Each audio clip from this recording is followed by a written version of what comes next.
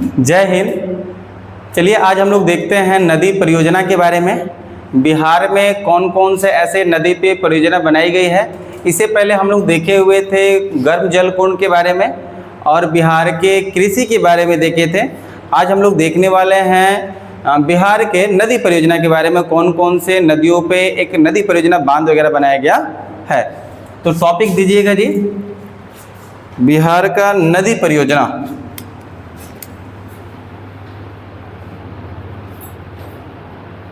बिहार का नदी परियोजना।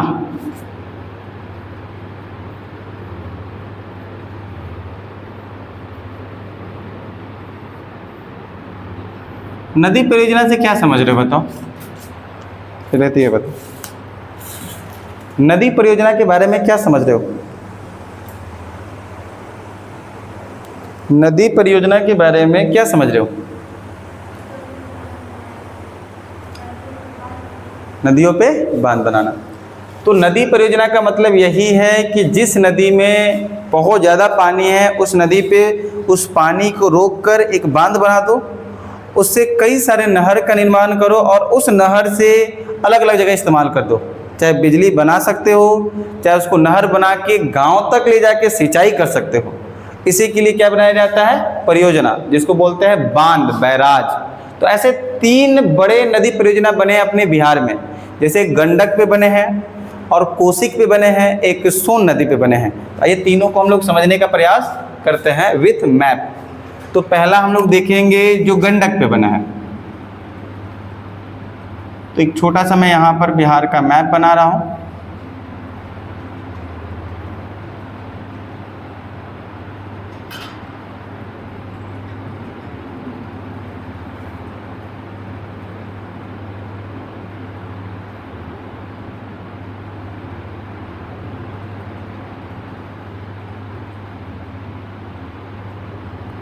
कुछ इस प्रकार से। तो यहाँ पर सबसे पहला हम लोग टॉपिक लिखें तो गंडक नदी परियोजना। पहला पॉइंट में गंडक नदी परियोजना। गंडक नदी परियोजना। तो आपको तो ये जानकारी है ही कि गंडक कहाँ बह रही है, कहाँ से बहती है। अन्नपूर्णा ग्लेशियर याद है, यहाँ से आ रही है गंडक, ऐसे बह रही है ना। तो जब यहाँ से, यहाँ ध्यान दीजिएगा, ये गंडक है। जब ये बह रही है तो यहाँ पर एक जगह है पश्चिमी चंपारण में। पश्चिमी चंपारण में एक जगह पड़ता है, उस जगह का नाम है भैंसा लोटन। याद आ रहा है आप लोग को? तो यहाँ पर एक जगह है जिसका नाम है भैंसा लोटन। कहाँ पर है ये? पश्चिमी चंपारण में। इस भैंसा लोटन पे एक बांध बना दिया गया है। कौन से नदी पे? गंडक पे। और उस बांध को कितना मीटर बताया जाए? बांध यानी बैराज या बांध, तो 837.8 मीटर या फिर ऐसे 8 मीटर, लगभग 1 किलोमीटर कहा जाए तो है। तो 800, ये समझ रहे हो ना, बांध ऐसे इतना लंबा 837.8 मीटर। तो यहाँ बनाया गया क्या? बांध। और बांध बना के उससे 2 नहर का निर्माण कर दिया गया। एक नहर इधर से इधर की ओर जाती है, एक नहर इधर से इधर की ओर जाती है। तो यहाँ पर ऊपर से आ रही थी गंडक, गंडक की पानी को रोका गया यानी बांध बनाया गया और 2 ऐसे नहर का निर्माण किया गया, जिसको बोलते हैं, एक को इस पे जो नहर बनी है इसको बोलते हैं तिरहुत नहर। क्या बोलते हैं? तिरहुत या त्रिवेणी नहर। तो एक को बोलेंगे इधर की ओर निकला तो पश्चिमी त्रिवेणी। क्या बोलेंगे? पश्चिमी त्रिवेणी नहर। और जो इधर बह गया वो कौन सा हो गया? पूर्वी त्रिवेणी नहर। अगेन फिर से समझो, मैंने बताया कि यहाँ से ऊपर से गंडक नदी आ रही है जो अन्नपूर्णा ग्लेशियर से आते हुए ये पश्चिमी चंपारण, एक जगह का नाम है जिसका नाम है भैंसा लोटन, वहाँ पर क्या किया गया, एक बांध बनाया गया और उस बांध से दो ऐसे नहर का निर्माण किया गया, एक पश्चिम की ओर चला जाए और एक पूरब की ओर चला जाए। जो नहर बना है उस नहर को त्रिवेणी बोलते हैं। तो पश्चिम की ओर गया तो पश्चिमी त्रिवेणी नहर, पूरब की ओर गया तो पूर्वी त्रिवेणी नहर। अब ये पूरब की ओर जितने भी जिला होंगे वो सभी इस नहर का लाभ उठाएंगे। जैसे पूर्वी चंपारण आपको याद होगा सीतामढ़ी हो जाएगा, यहाँ पर क्या होगा शिवहर हो जाएगा, मधुबनी हो जाएगा। इसी प्रकार जितना पश्चिमी में होगा, जैसे पश्चिमी चंपारण, गोपालगंज, सिवान, सारण और साथ ही साथ यूपी में मुझे भी दिख रहा है भाई। और ये ऐसे ही नहीं, यूपी से होते हुए ऊपर नेपाल में भी जाता है। कहाँ चला जाएगा? तो यहाँ से यूपी भी मजा ले रहा है और कौन ले रहा है? नेपाल में भी। लगभग ये बात करें पूर्वी त्रिवेणी नहर की, तो इस नहर की पूरी लंबाई लगभग होती है 293 किलोमीटर। तो क्या ये 293 किलोमीटर कहाँ है? पूरा तो बिहार में ही है और इसमें जो भी लाभ उठा रहे होंगे पूरे बिहार के जिला। लेकिन इसकी बात करें पश्चिमी त्रिवेणी, ये टोटल 200 किलोमीटर तक है, बट ये सिर्फ बिहार नहीं मजा ले रहा है। कौन ले रहा है? नेपाल। तो बस बिहार कितना लेता है? तो भाई बिहार में 69 किलोमीटर। यूपी की बात की जाए तो यूपी 112 किलोमीटर, नेपाल की बात कर जाए तो 19 किलोमीटर। जोड़ोगे तो लगभग मुझे लग रहा है 200 किलोमीटर आ जाएगा। जोड़ लो यहाँ से 9 दूनी 18 और 2 20, 2 कैरी बचा, 6 1 7 1 8 और 2 कैरी था 2 10 का 0, 1 और 1 2 हुआ। समझ में आ रहा है कि नहीं आ रहा है? तो ऐसे 200 किलोमीटर लंबा ये पश्चिमी त्रिवेणी नहर और ये पूर्वी त्रिवेणी नहर। इस प्रकार बनाने का मेन कारण क्या है? सिंचाई हो सके, सिंचाई बढ़िया तरीके से दूर तक भी हो पाए। तो पहला नहर को हम लोग को यही लिखना है, मतलब पहला परियोजना में इस दोनों नहर को लिखना है। तो यहाँ जैसे जैसे मैं बता रहा हूँ पहले तो उसको बना सकती हैं आप लोग, छोटा सा मैप वहाँ बना सकती हैं। ये डेटा नहीं भी लिखे तो काम चल जाएगा। अभी मैंने जैसे बनाया वैसे बनाइए। क्लियर दिखाई दे रहा है ये?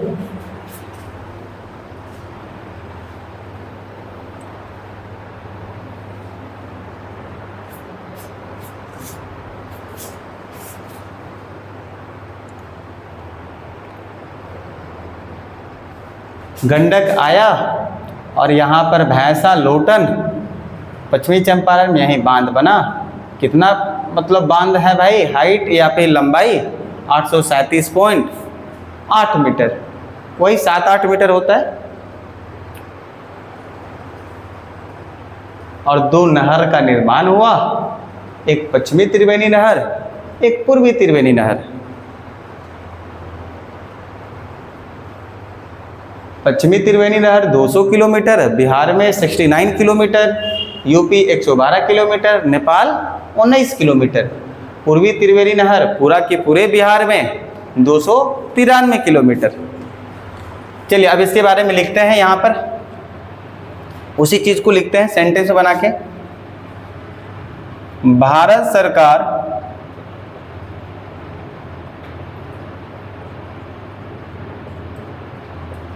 के सहयोग से, भारत सरकार के सहयोग से बिहार एवं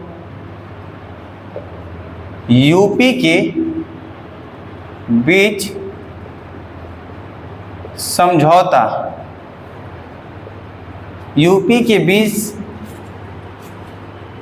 बिहार एवं यूपी के बीच समझौता से गंडक नदी परियोजना, गंडक नदी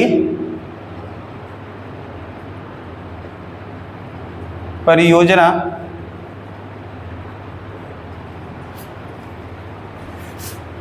पर, गंडक नदी परियोजना पर पश्चिमी चंपारण के भैंसा लोटन में एक बांध बनाया गया है। लिखो ऐसे, पहले तो लिखना भैंसा लोटन, जो कि ब्रैकेट में लिखना पश्चिमी चंपारण।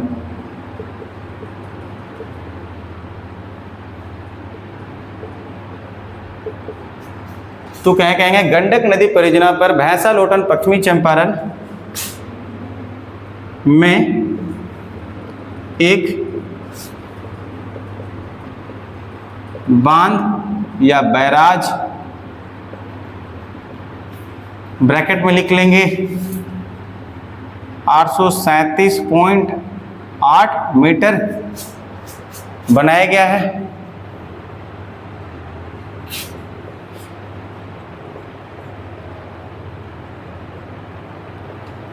जिससे दो नहरों का निर्माण होता है। दो नहरों का निर्माण होता है। फर्स्ट कौन सा कहेंगे जी, पूर्वी त्रिवेणी नहर, दूसरा पश्चिमी त्रिवेणी नहर। हो गया, हाँ जाओ। तो पूर्वी त्रिवेणी नहर और दूसरा पश्चिमी त्रिवेणी नहर। तो ये जो पूर्वी त्रिवेणी नहर है, इसका मैंने जैसे लंबाई बताया कितना, 293 किलोमीटर। इसका लंबाई कितना बताया, 200 किलोमीटर। तो ये जो पूर्वी त्रिवेणी नहर है, ये कौन कौन से जिले में है, कौन कौन से जिला इसका लाभ उठा रहा होगा, तो बताएंगे पूर्वी चंपारण,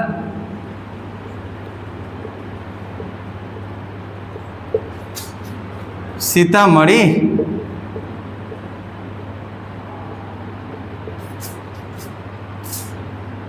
यहीं पर हो जाएगा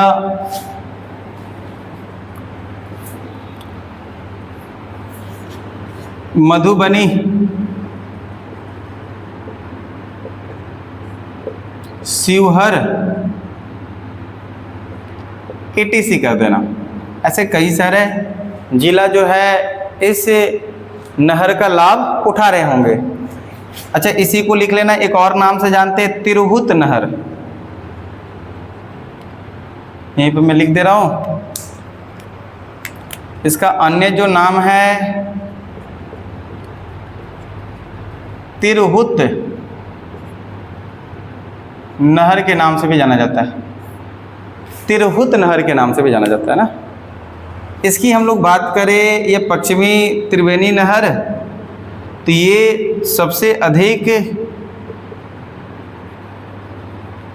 पहले तो लिखो पश्चिमी चंपारण,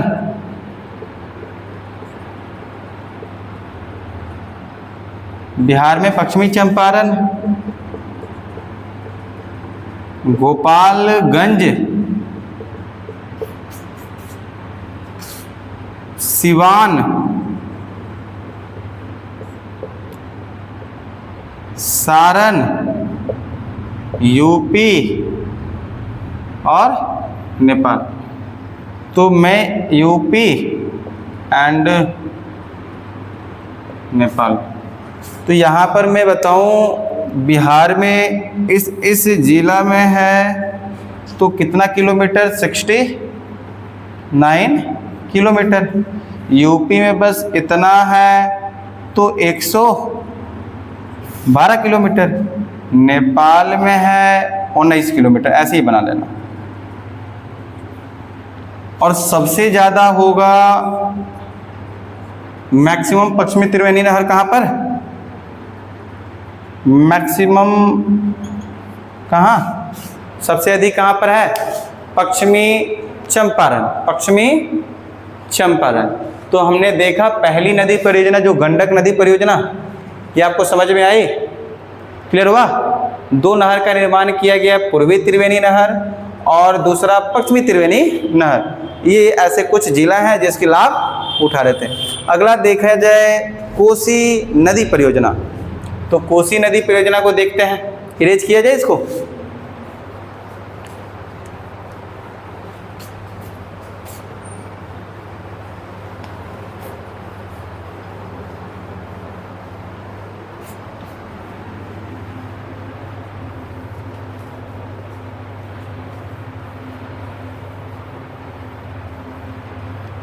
तो आइए फिर से हम लोग इस मैप में देखा जाए।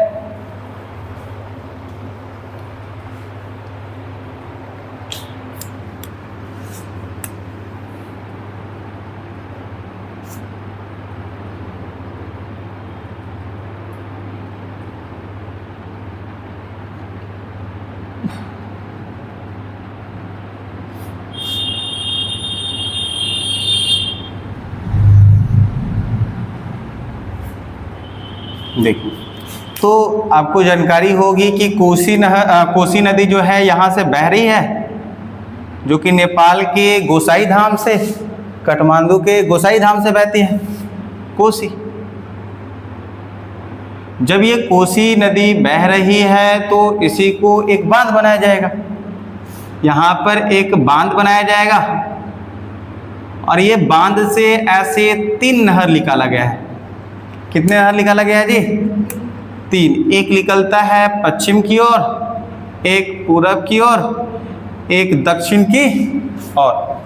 तो ये कोसी नदी से, हालांकि ये नेपाल में ही देखने को मिलता है, तो नेपाल से ये चीज़ें को सहयोग लिया जाएगा भाई बांध बनाने के लिए, क्योंकि आप किसी और में बना रहे हो तो सहयोग लोगे तभी तो बना पाओगे।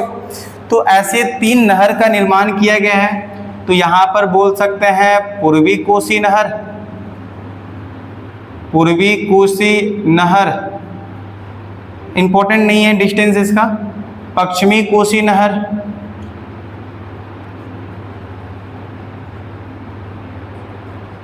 पश्चिमी कोसी नहर, तीसरा राजपुर नहर,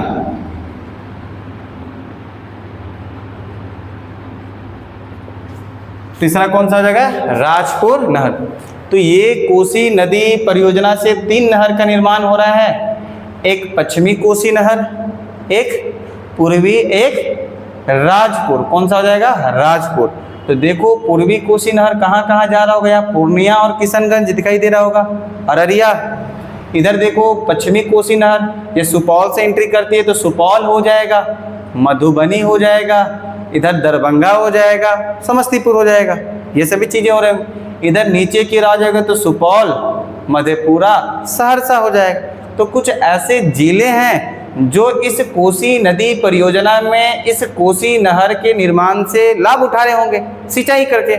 तो आइए समझते इसको भी, लिखेंगे हम लोग कोसी नदी परियोजना।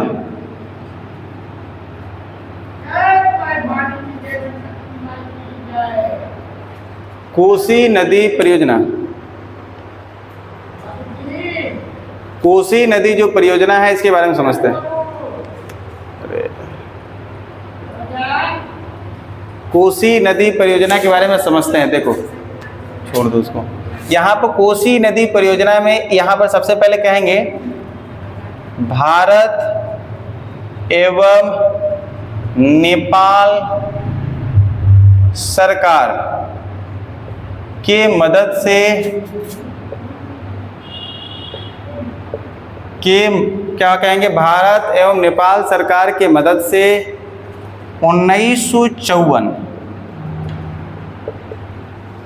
भारत एवं नेपाल सरकार के मदद से 1900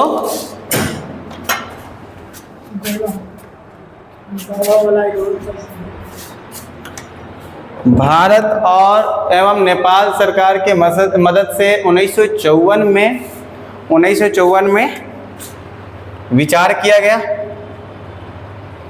विचार किया गया, मतलब बांध बनाने का, परियोजना बनाने का विचार किया गया। 54 में परियोजना बनाने का शुरू किया गया, परियोजना बनाने का विचार ना करके शुरू किया गया, ऐसा लिखो ना, सेंटेंस बनाओ थोड़ा सा बढ़िया से। 1954 में परियोजना बनाने के लिए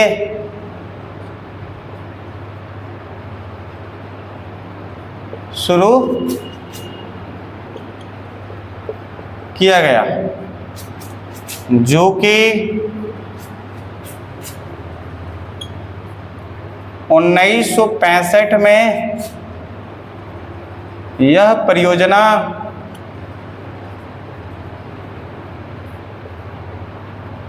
बनके तैयार हुआ।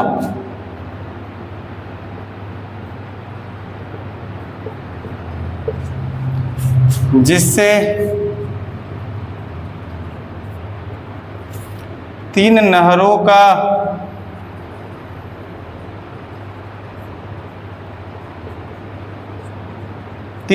का निर्माण किया गया। तो 2 डेट हम लोग को याद रखना है। जो समझौता हुआ भारत सरकार और नेपाल के बीच 1900, बनके कब तैयार हुआ, कितना नहर बना, 3। फर्स्ट नहर देखा जाए तो पश्चिमी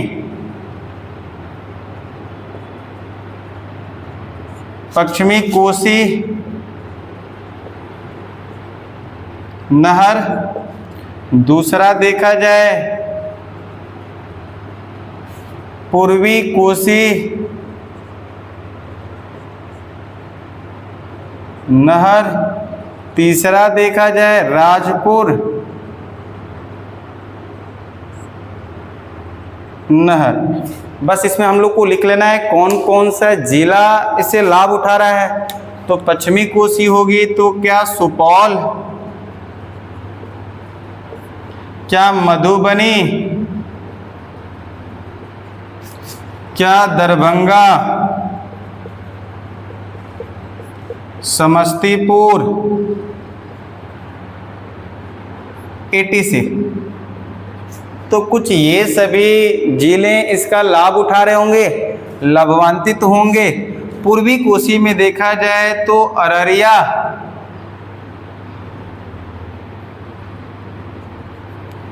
अररिया और पूर्णिया ATC। और राजपुर नहर में देखा जाए तो सुपौल,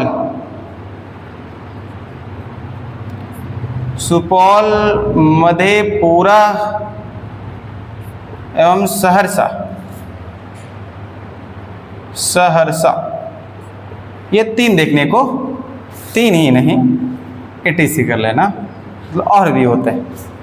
तो ये कोसी नदी परियोजना हुआ जो कि इस जिलों से ये लाभान्वित है। जो नहरें ये जिला क्या करते हैं, इसका लाभ उठाते हैं। लास्ट हम लोग तीसरा देख लेते हैं, कौन सा है, सोन नदी परियोजना। हुआ यहाँ तक समझ में आया आपको? अगला देखते हैं सोन नदी परियोजना।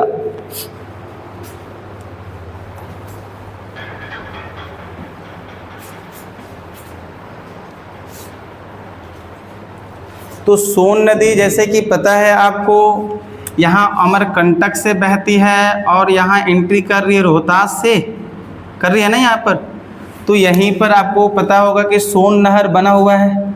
यहाँ से 2 नहर ऐसे बनाई जाती है, एक पश्चिम की ओर और एक पूरब की ओर। तो इसको हम लोग बोल सकते हैं पश्चिमी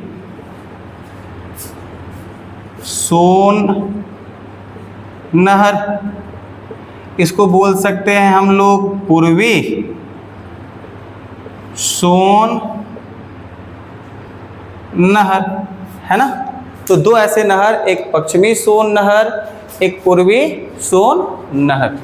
तो आइए हम लोग देखते हैं यहाँ पर तीसरे नंबर में सोन नदी परियोजना।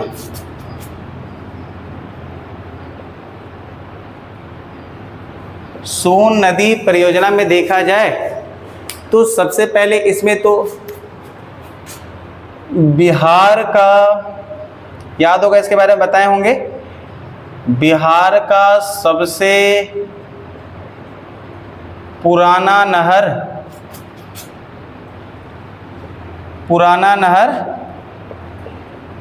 सोन है। पुराना सोन नहर है, सोन नहर है, जो कि 1873 से 74 में निर्माण किया गया था। तो बताएं आप लोग को, तो 1873 से 74 में निर्माण किया गया है।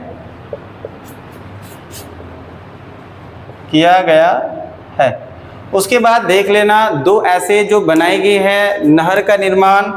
फर्स्ट अपॉन क्या बोलेंगे, पश्चिमी सोन नहर। एक दूसरा जो बना है ये होगा पूर्वी सोन नहर। तो बताओ पश्चिमी सोन नहर का कौन कौन लाभ उठा रहा था? जो इधर का जिला होगा वही उठा रहा होगा। तो पहला हम लोग बोल दें तो इधर होगा बक्सर, बक्सर के बाद रोहतास, ऊपर हो जाएगा भोजपुर। तो कुछ ऐसे जिले हैं जो इससे लाभ उठा रहे होंगे। नीचे यहाँ पूर्वी वाला में देखा जाए इधर निकल रहा है, तो जहानाबाद या औरंगाबाद पहले लिखा जाए, औरंगाबाद, जहानाबाद, अरवल। तो ये कुछ ऐसे जिले हैं जो पूर्वी सोन नहर में लाभान्वित होंगे, इधर से लाभ उठा रहे होंगे, और ये पश्चिमी सोन में लाभ उठा रहे होंगे। तो यहाँ से हम लोग देखें कि सोन नदी परियोजना कुछ इस प्रकार था, और इस प्रकार से हम लोग नदी का जो बिहार का नदी परियोजना को समाप्त कर ली। समझ में आया आपको? हैं? तीनों समझ में आया?